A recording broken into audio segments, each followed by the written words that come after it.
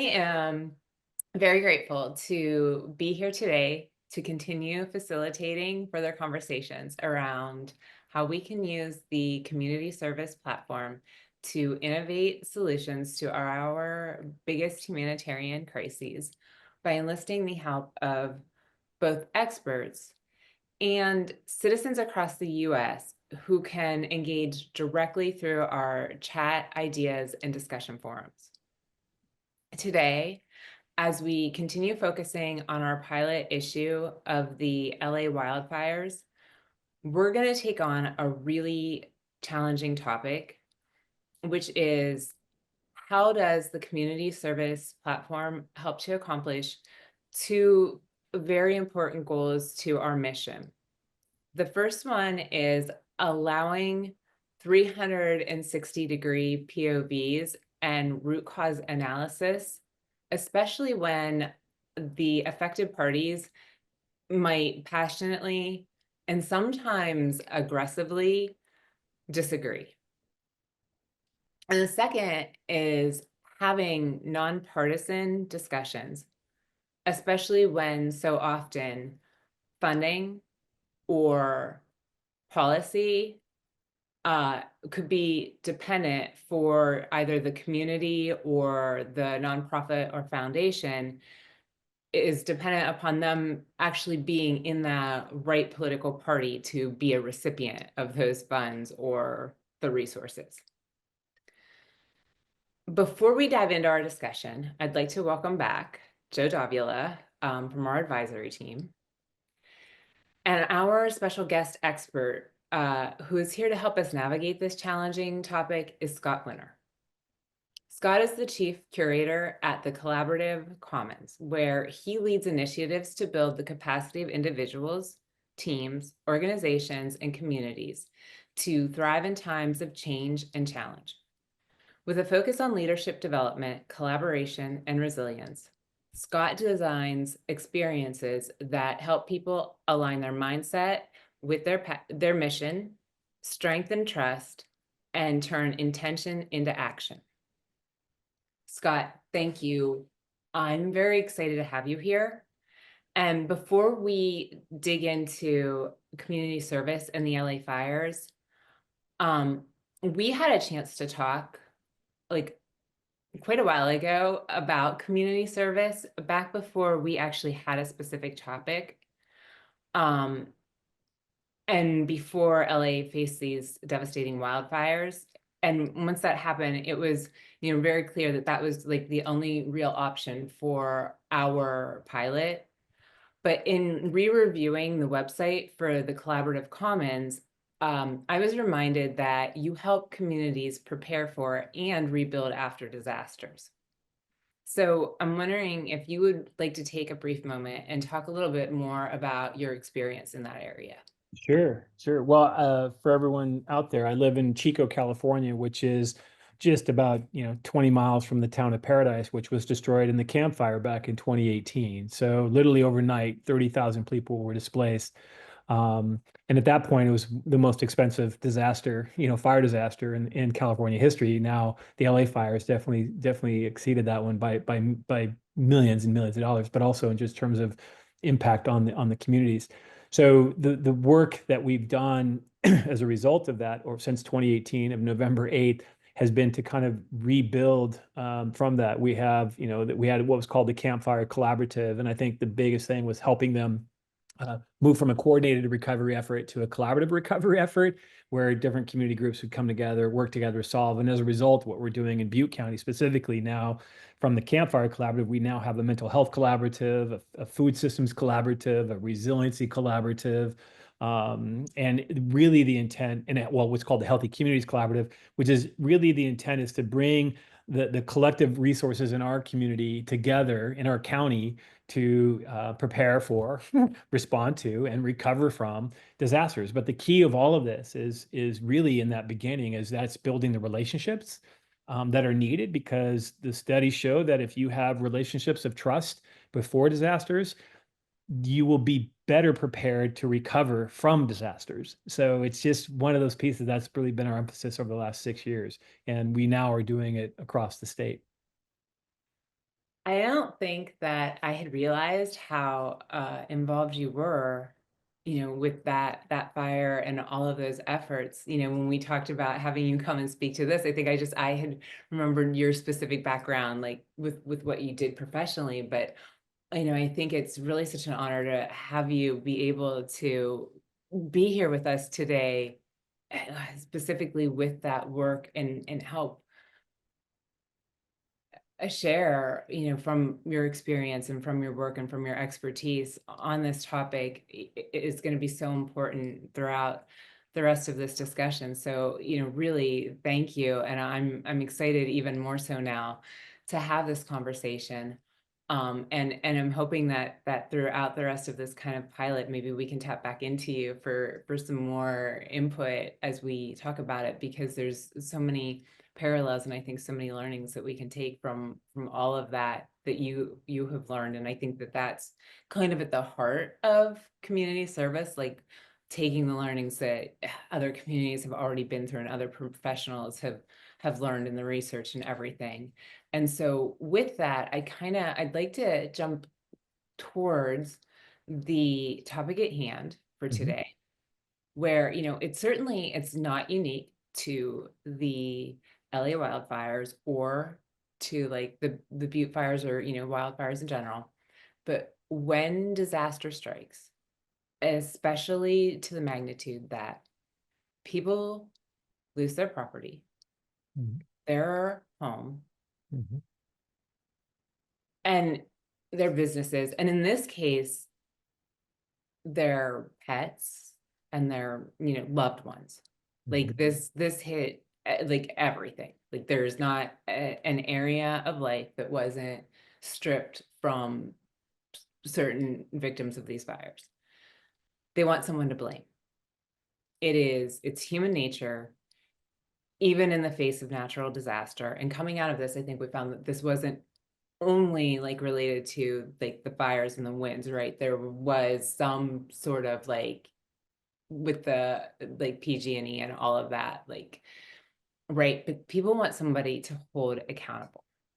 Mhm. And in the case of the fires, there were many contentious topics. And as I go through like the list of like reminding us, I am not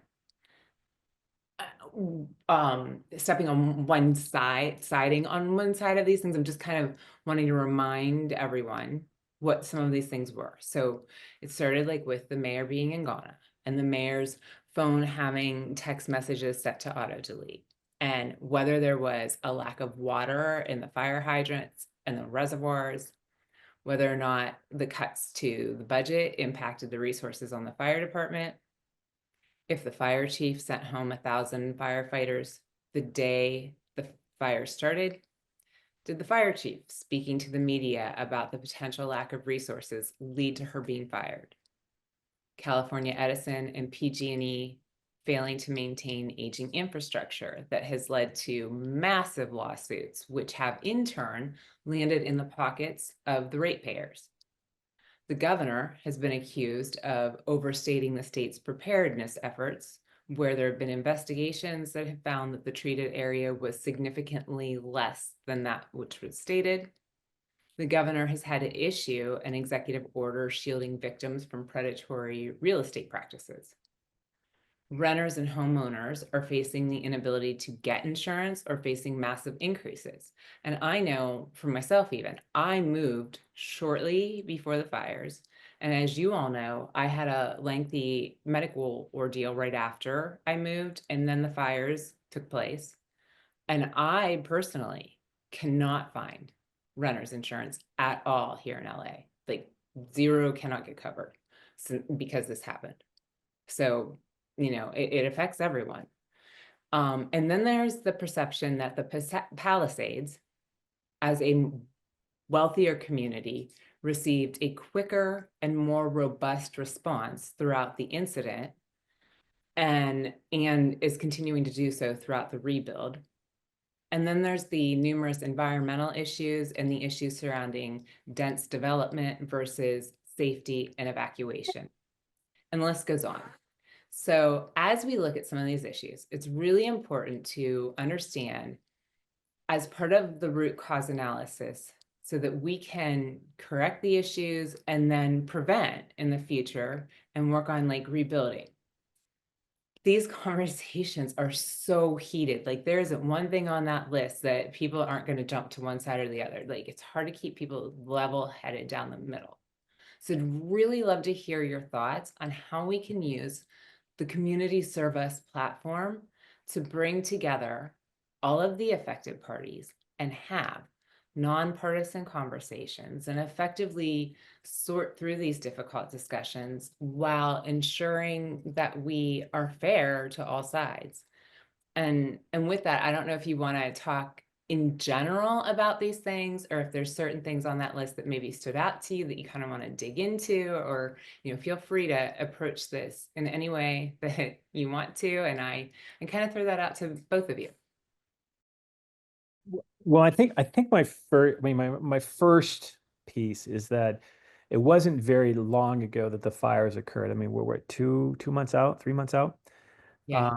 And so I think we have to just acknowledge that there's still a lot of trauma. I mean, I mean, the fire recovery, typically long-term recovery is a 10-year, that's like the number, 10-year recovery, right? But it's a lifetime recovery. And I think a lot of times the way people respond to disasters are going to be very different. Everyone's lived experience is different. So I think anything that we can do to just demonstrate grace and listen to people's stories, because again, I think you're right on, is people are in pain. And I recall during the campfire doing a lot of disaster the resilience, community resiliency model for people who had experienced the fire. And we had two women that were on a school bus for several hours with 22 kids, praying that they would die. And it had not been for the bus driver, they probably would have perished, right? So you can't unlive that 3 months later. You live with that for the rest of your life. And so I think if anything, it's creating forums by which people can just tell their stories, acknowledge, and to say that, look, um, I am in Butte County, like for example, the term resilience is kind of a trigger word for people. They're just tired of that word, right? They're survivors and they've demonstrated a survivor mentality. So they have the grit, they have the strength, but there's still pain there. And I think we just need to acknowledge that when our community groups come together. That's why I do a lot of work on just individual resilience, because as we form together in our groups, just doing things like settling people in, like doing a breath practice before we connect, like just getting grounded before we even start the conversation, and do an acknowledgement of what we're bringing in. But the intent of us coming together is to do these things. What I was noticing in our community groups, all these collaboratives, is that you would have a nonprofit director coming in and saying me, I. And again, what happens to our brains when we're stressed out? We become very self-centered, very self-absorbed, very selfish. And it's not by intent, it's by design in terms of how our nervous systems are wired. So I think we have to acknowledge that we're human beings and we have nervous systems, and we have to acknowledge that people are going to show up differently. And so I think creating space, creating grace, and just staying curious, and you yourself being present. It's almost like being a hospice provider for someone who's going through death. I think what happened, we have to acknowledge a lot of people's livelihoods, and they're different. Their old selves aren't going to be who they are now because of what they've experienced. So I think we have to acknowledge that there's a transition, and it takes time, and it's different for everybody. So, creating some ground rules for how we're going to come together is really important. And I don't think it's necessary. And I think a lot of the challenges that you shared aren't things that we can solve. I'm to the point now that I'm not so much of a fan of conflict resolution, but rather conflict transformation. I think the key is how must we transform ourselves from this experience? How can we be transformed? And that's where the storytelling comes in, because who I was on the day before the fire was very different the day after the fire. I mean, for me, the number one cause of hypertension in our nervous system is feeling helpless.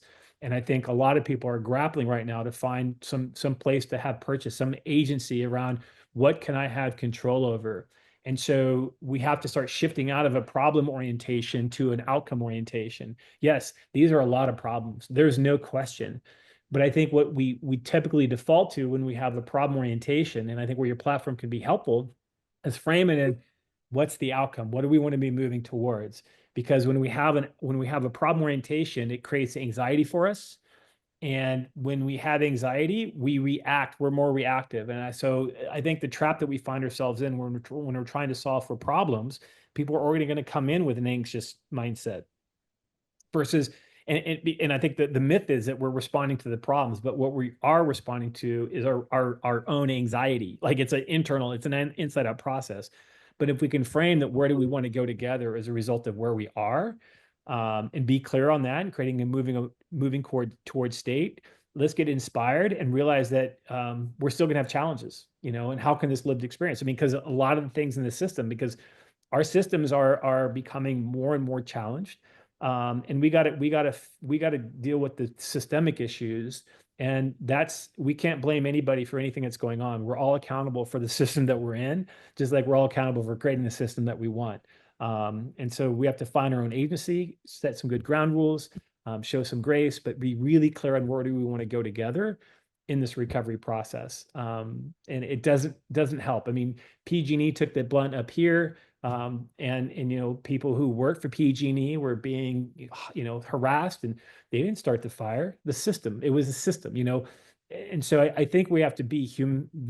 What I've been really focusing on as of late is, humanity shows up after disasters. We have to show up to that level of humanity before disasters strike. In fact, I think it's inner humanity that we're going to save our humanity.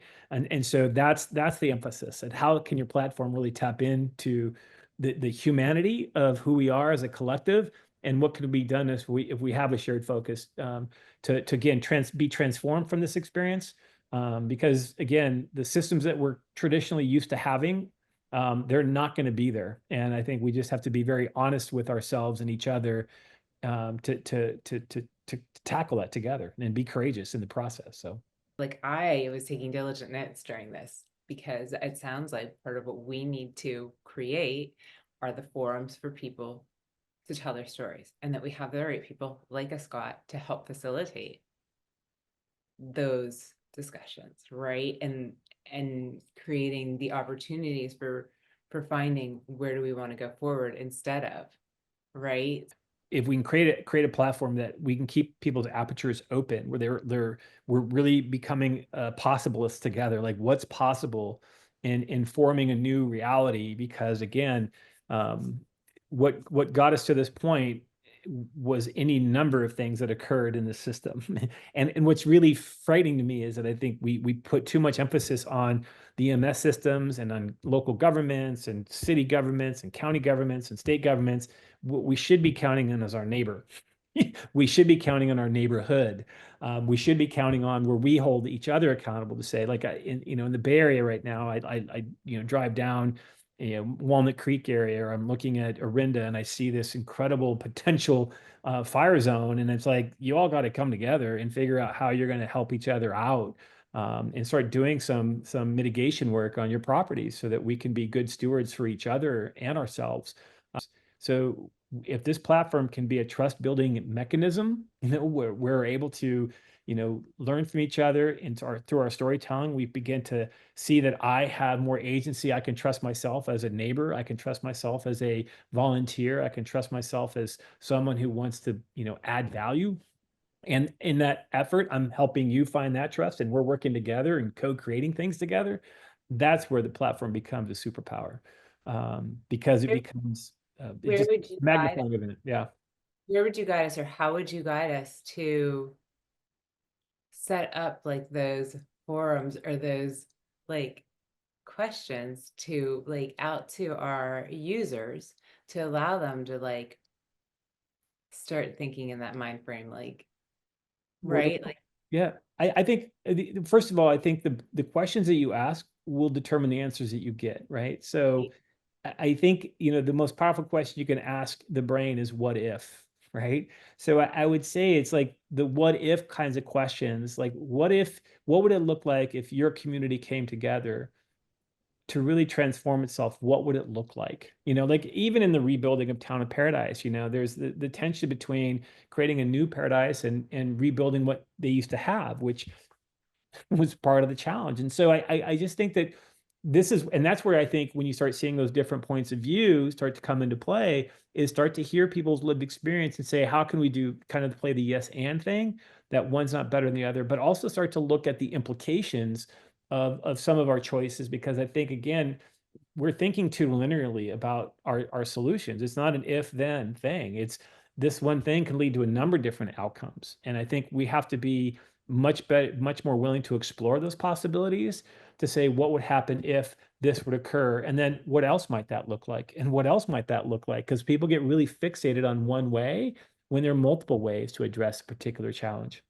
And Well, then one of the well, yeah, and then the question is, if that one implication, the question is, we're wrestling with what's desirable and what's likely, right? So if something is really desirable, but it's not likely, then it's an investment question. If something is highly unlikely, right?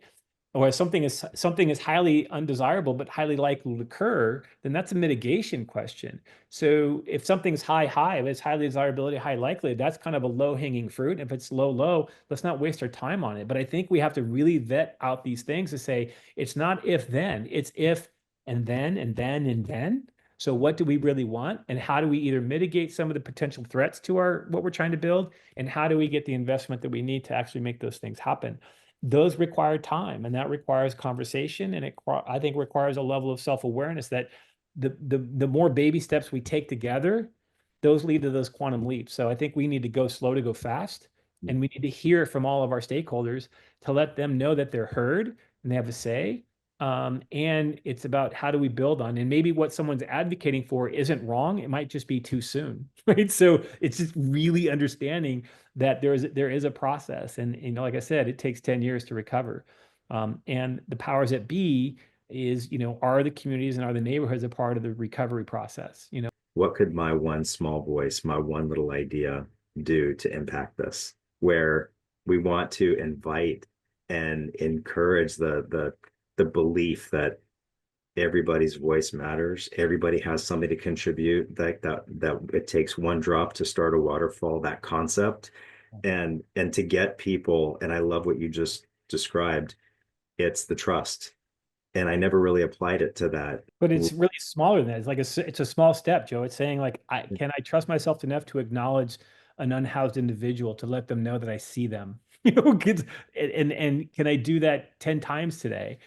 Can I reach out to somebody who I know who lost their pets in the fire, and just check in to see how they're doing? It's like, we're not talking major. I think that's the thing. Is like, so during the campfire, that was the most horrific day of my life, not because I was impacted directly by the fire, because I lived down in Chico, but I didn't feel like I could do anything, right? I felt helpless. Well, as a result, I became a search and rescue volunteer. In fact, I've been on leave of absence. I'm going back tonight to get back into the swing of things. So it's finding whatever thing is going to allow them to feel like they can contribute.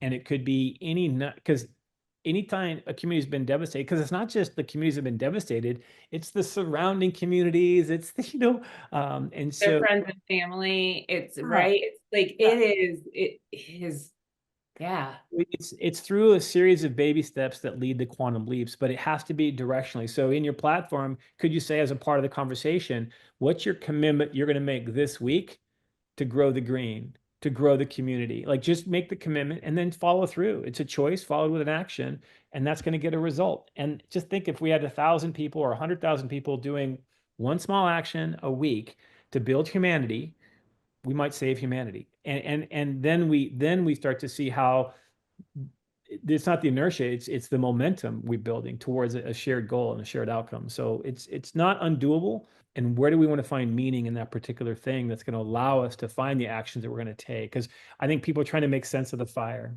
They're trying to make sense of themselves in relationship to that fire. They're trying to think about their new selves and make sense of this new future state. So a lot of it is sense making, and you do that through storytelling. And it's about moving through those particular topics with grace, with intention, right? And say, here's the intent behind this dialogue. And so, in order to do that, in order to meet that, this is what we're asking for you. It's a social contract between your platform and the people that are joining, right?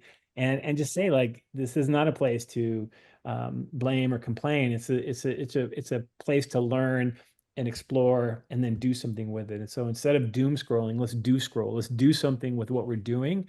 in a way that's going to be of service. Because let's not hold ourselves hostage to these events, right? Let's acknowledge that we have demonstrated tremendous resilience, tremendous survival mechanisms, a lot of good muscles.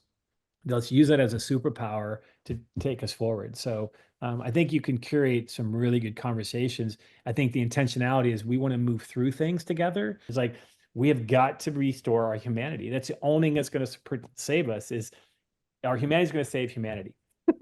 And so my whole puzzle is, how do we tap into that humanity before the disasters occur? Because the data is really clear, is if we can do that, we will respond and we recover from. 95% of the people who are rescued from disasters are rescued from the people in their neighborhood, not from EMS, not from the fire system. And I would say that we have to do a better job creating good relationships with our EMS providers, and they need to be more open with their neighborhoods to say, here's what you need to know. Like if there's a big earthquake in LA, depending on the type of earthquake, you're looking at between 3,500 to 25,000 people potentially dying. But how many people know that? Like you need to be aware. And I think we have to be a lot more transparent with the threats, and not that we're trying to, not that it's about scaring or, creating fear. It's creating so that people understand that they have a choice and they can do something with that information for good. Thank you all for your very valuable input here today. I'm excited to see how this transforms communities as we move forward. There we go. We're in the business of transformation. So good work. Keep it up.